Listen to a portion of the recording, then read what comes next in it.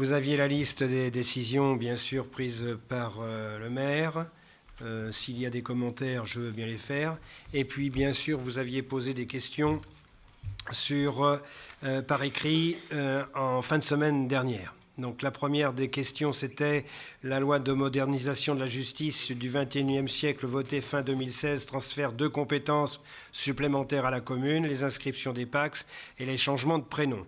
Ce transfert de compétences au préalable exercé par les tribunaux civils de première instance impacte donc directement les services de notre collectivité, non seulement dans leur organisation et les temps de travail complémentaires, mais également sur les compétences et technicités requises. Pouvez-vous nous dire quelle est l'organisation, attribution des missions, volume de travail, éventuellement formation qui ont été mises en place au sein de notre commune? Avez-vous une estimation du nombre de PACS annuels signés par les habitants de notre commune? L'autre partie, je la citerai tout à l'heure et on y répondra aussi.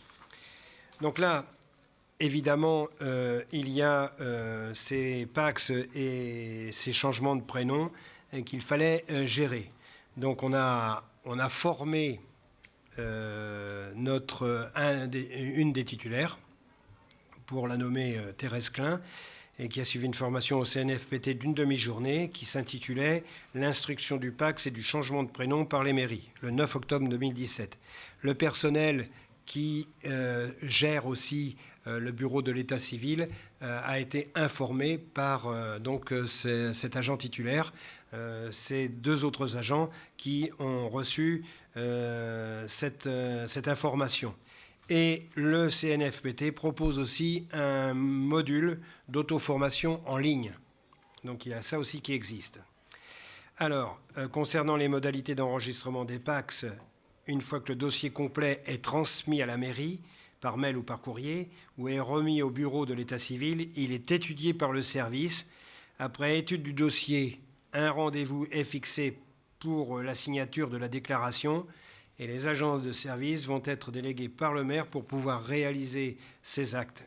Donc on n'intervient pas, les élus n'interviennent pas. Alors, à savoir, donc, il y a eu 155 PACS conclus pour notre commune depuis, attention là, 2009. Donc ça remonte dans le temps quand même. Alors, mais faire une moyenne, c'est pas forcément judicieux. Et puis donc, à ce jour, nous avons 7 demandes de PACS. Et puis donc, 3 rendez-vous ont été calés. Hein, c'est des créneaux à peu près d'une demi-heure qu'il faut attribuer à chacun de ces PACS. Et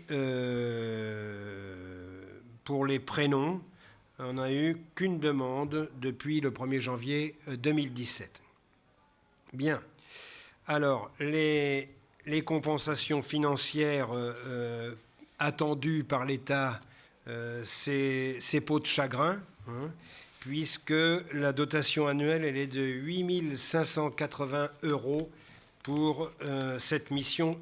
Non, même pas. Je dis des bêtises complètement. Stop, j'arrête. Non, parce que là, vous avez un peu... alors, vous parlez des PACS et des prénoms, mais il ne faut pas oublier dans la balance tout ce qui est aussi en surcharge et en mission, et c'est tout ce qui est carte d'identité et passeport.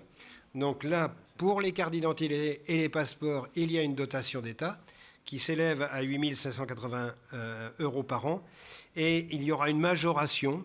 Il y aurait, je précise, une majoration de 3 550 €, donc on pourrait monter à 12 130 € de dotation si l'on dépasse 1875 titres. Ce qui est le cas, puisque dans les titres, alors je vous ai donné donc pour les PACS et les prénoms, mais je vais compléter donc par les cartes d'identité et par les passeports.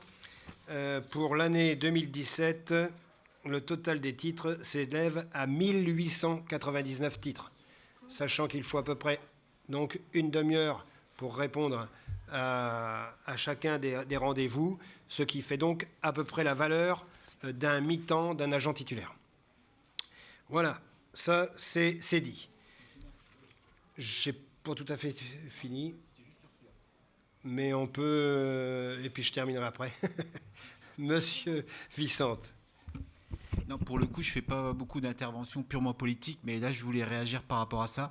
Et je voulais dire que, d'un point de vue personnel, je trouve quand même dommage et quelque part déplorable que l'État se désengage de ces missions-là, je dirais, sur le dos des collectivités, puisque c'est aux collectivités ensuite de tenir ces engagements sans aucune compensation. Je pense que n'importe qui peut facilement dire je fais des économies en remettant la charge sur le dos des autres. Voilà, j'avais juste à dire ça, sachant que je pense que j'aurai la même chose à dire à un moment donné lorsque on aura plus de détails sur la taxe d'habitation. Ça, c'est sûr. Pour rentrer dans le détail des passeports et des cartes d'identité, j'ai retrouvé mon papier. Les cartes d'identité, c'est 959 pour l'année 2017, sans compter le mois de décembre, avec un pic, bien sûr, aux vacances et au mois de juin. Donc, il y en a eu 127 à faire. Ce qui n'est pas tout à fait le cas pour les passeports. C'était en février qu'il y en avait le plus.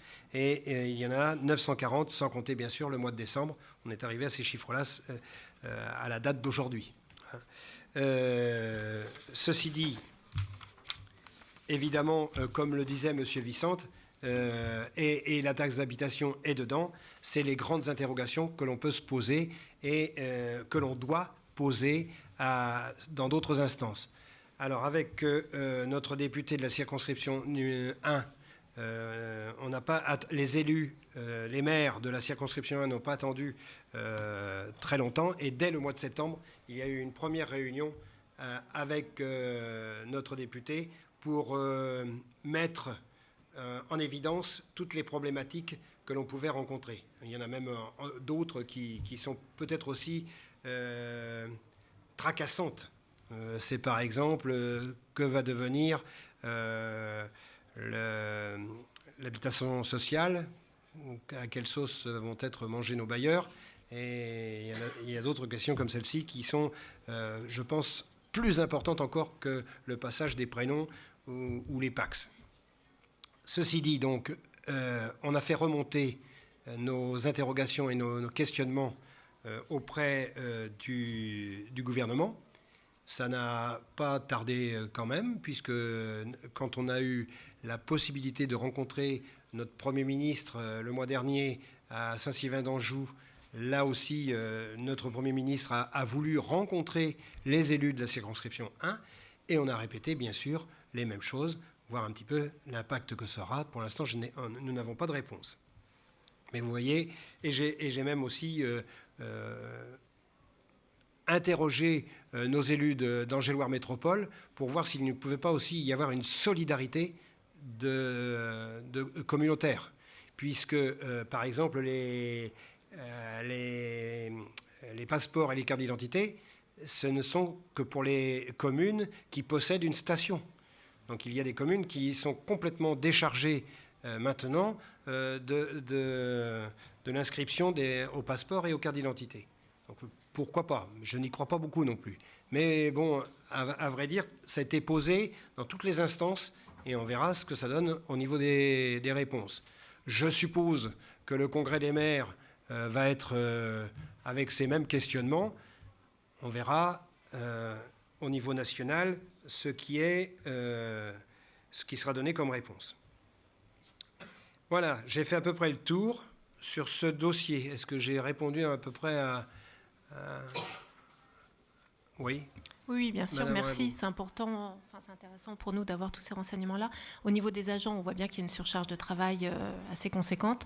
Il n'y a pas de manifestation d'une surcharge de travail. Alors, ou ça va? Si, bien sûr. Là, on a refait avec le service de l'administration générale un point sur toutes les incidences que ça pouvait avoir sur le personnel.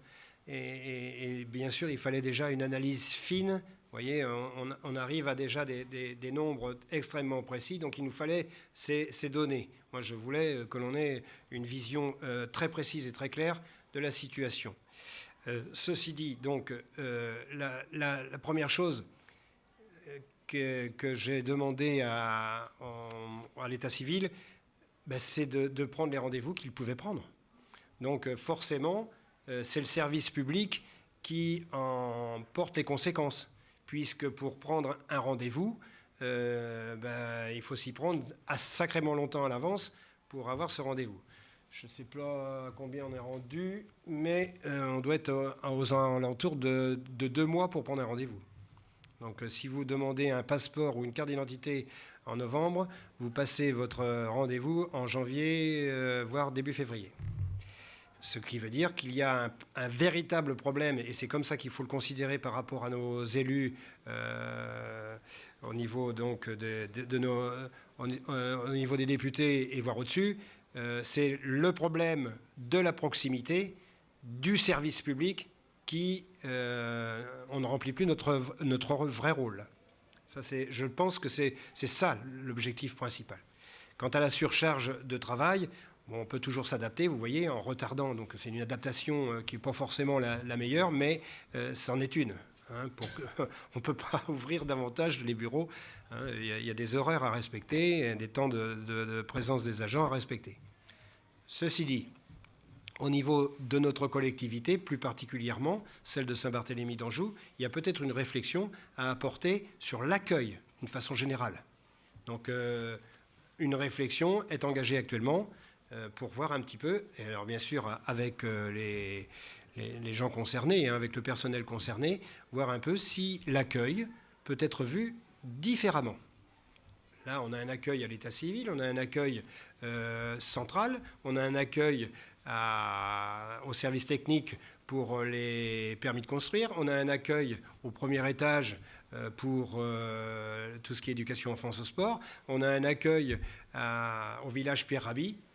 Est-ce que ce n'est pas l'occasion, en fonction des problématiques, de réfléchir à un accueil différent? Voilà, j'en dis pas plus parce qu'il faut du temps là aussi. Hein. Bien, la deuxième partie de votre questionnement se portait plutôt sur l'éducation nationale. Donc la première, et je laisserai la parole à Madame Tinchon. Il semblerait que le DAZEN, donc le directeur académique des services de l'éducation nationale, demande maintenant à ce que soient les services de la municipalité. Ah oui, à ce que ce soit les services de la municipalité qui fassent les investigations préalables aux autorisations de scolarisation à domicile. Pouvez-vous nous confirmer cette information? Et si cette information est vraie, comment cette nouvelle mission est-elle là aussi envisagée au sein des services de la mairie de Saint-Barthélemy? Donc ça, c'est très particulier. Hein. Où est-ce que vous avez trouvé ça?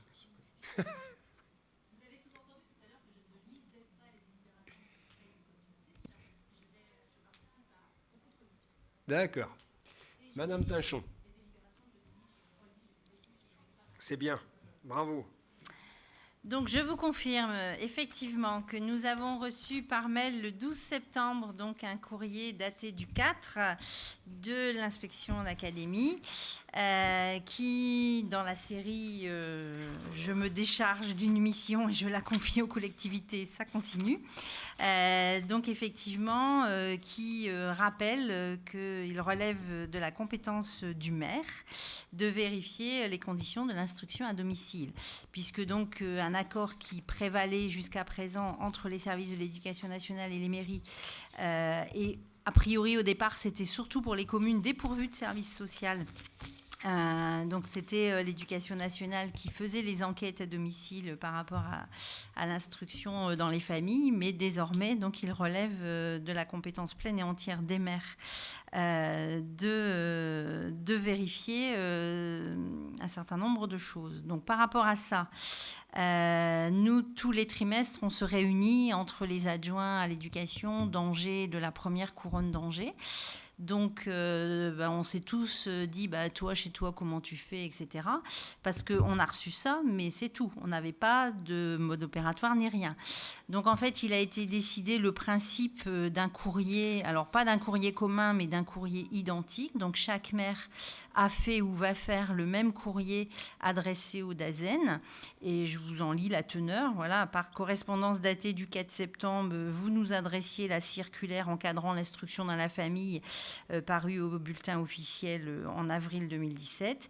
Cette circulaire confie le soin aux maires de mener une enquête sur les enfants qui reçoivent l'instruction dans la famille sur le territoire de la commune, au même titre que les communes situées sur le territoire d'Angers-Loire Métropole, puisque donc ce courrier type a été envoyé à toutes les communes pour que le même courrier soit fait. Nous vous sollicitons pour une réunion d'information sur cette mission confiée au maire. Par ailleurs, est-il envisageable d'obtenir une grille d'évaluation préétablie qui aurait l'intérêt d'avoir une approche homogène auprès des familles du territoire? Depuis, nous n'avons pas eu de réponse. Par contre, alors, il est précisé un petit peu les contours de cette étude, parce que, voilà, on s'est posé la question, est-ce que c'est au service éducation de le faire? Est-ce que c'est au service social, au CCAS? Est-ce que c'est la police? Pourquoi pas? Voilà, parce qu'il y a certaines choses, vous allez voir, ça pourrait, pourquoi pas, être eux.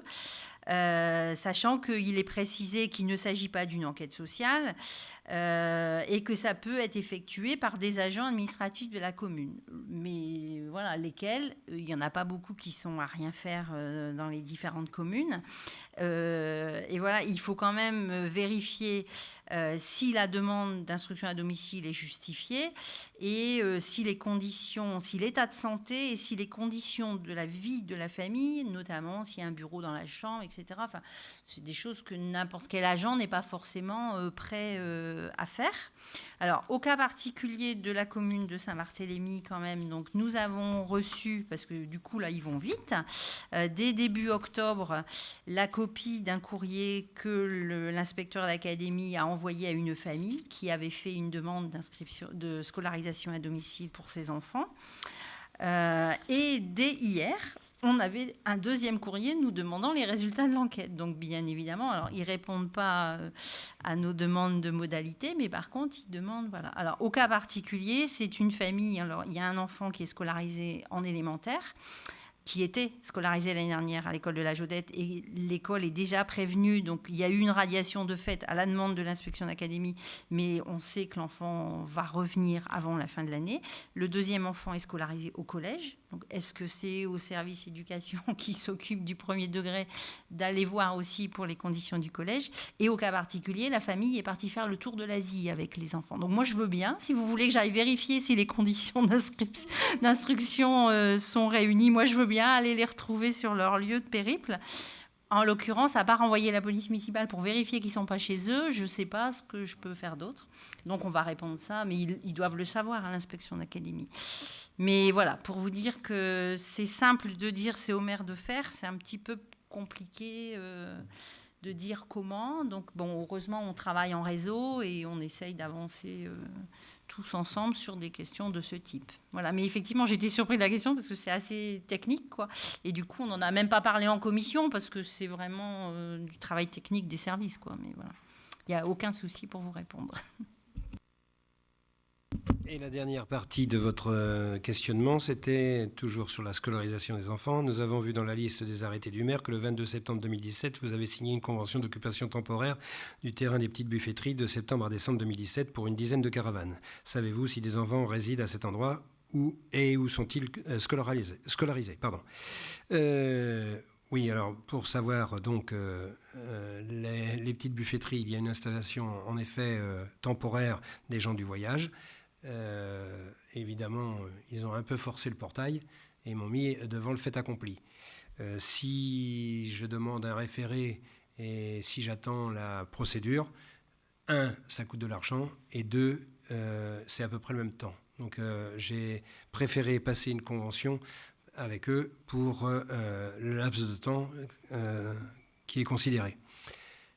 Ça n'empêche pas qu'il y ait un autre petit campement ailleurs, dans un autre endroit. Et là, par contre, il faudra un référé parce que ce n'est pas du tout équipé, ce n'est pas du tout adapté à une résidence de caravane.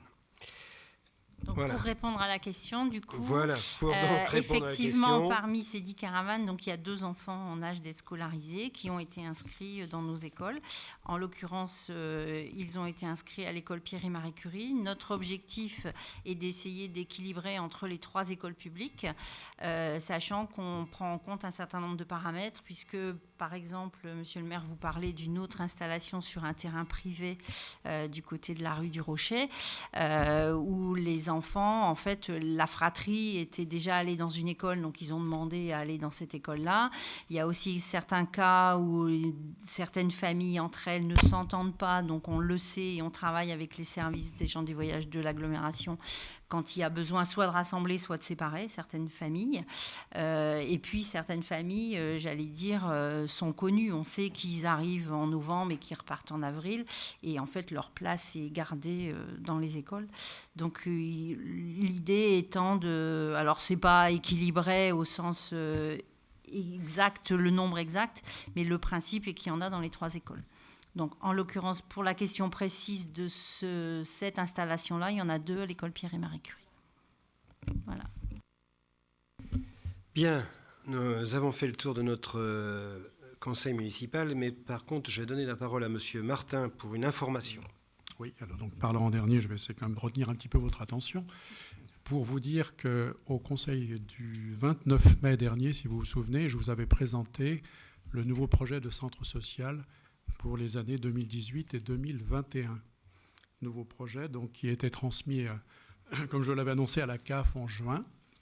Et la CAF devait se prononcer pour nous donner un agrément sur une période de 4 ans. Alors la commission d'agrément de la CAF a statué sur notre projet lors de sa réunion du 3 novembre. Et vendredi dernier, nous avions un comité de pilotage du centre social. Et la représentante de la CAF présente nous a donné la bonne nouvelle, à savoir que nous étions agréés pour 4 ans et sans réserve. Alors c'est effectivement une bonne nouvelle et je tenais à ce que vous en soyez informés. Et c'est notamment, je vous le rappelle, l'assurance d'obtenir des financements annuels de l'ordre de 90 à 100 000 euros à peu près, ce qui représente 10% du budget annuel. C'est aussi le résultat, je crois quand même, il faut le souligner, d'un lourd travail de toute l'équipe du village Pierre Rabhi. Et ce travail, bien sûr, a été engagé, il faut le rappeler également, en lien avec les habitants, puisque notre volonté politique, recommandation de la CAF également, c'était d'associer les habitants à ce projet, ce qui a été fait. Et concrètement, ça s'est traduit, je vous le rappelle également, par 26 réunions, toutes soit par collectif, soit des réunions publiques. Donc maintenant, voilà, il nous reste à mettre en œuvre ce projet. Bien, merci monsieur Martin. Mais on arrive à l'issue de ce conseil. 2 heures de conseil. C'est presque le même temps qu'à Angéloire Métropole. Mais là, on a fait 12 ou 13 délibérations, alors qu'hier soir, on en a passé 38. Donc, conclusion, votre maire est moins rapide qu'un président d'agglo. C'est ce que j'en conclus. Nous nous retrouverons au prochain conseil municipal qui est le 18 décembre à 20h. Là, on reprend les bonnes habitudes des lundis. Je crois que c'est plus facile pour tout le monde. Je pense à toi. Bien, bonne soirée à tous. Merci.